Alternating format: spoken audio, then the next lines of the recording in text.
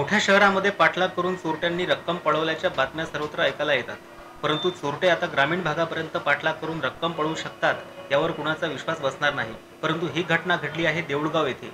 हिवरा आश्रम तालुका मेहकर जिल्हा बुलढाणा येथील शिक्षक संतोष मदनलाल लद्दळ यांनी स्टेट बँकेच्या मेहकर शाखेतून काढलेली 9 लाखाची रोकड ठेवलेली पिशवी चोरट्यांनी देऊळगाव येथील खालचे बस स्टँडवर गाडीच्या काचा फोडून पळवली। शिक्षक हे सिंदखेड राजा तालुक्यातील हिवरखेड येथील शाळेवर शिक्षक आहेत।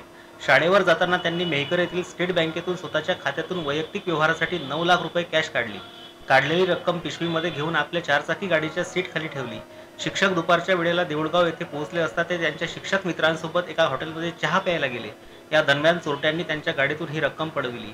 चोरटे सीसीटीव्ही कॅमेऱ्यात कैद झाले आहेत। पुढील तपास मेहकर पोलीस करत आहेत। ठळक घडामोडींसाठी देशोन्नती न्यूज चॅनलला सबस्क्राइब करा आणि बेल आयकॉन प्रेस करा।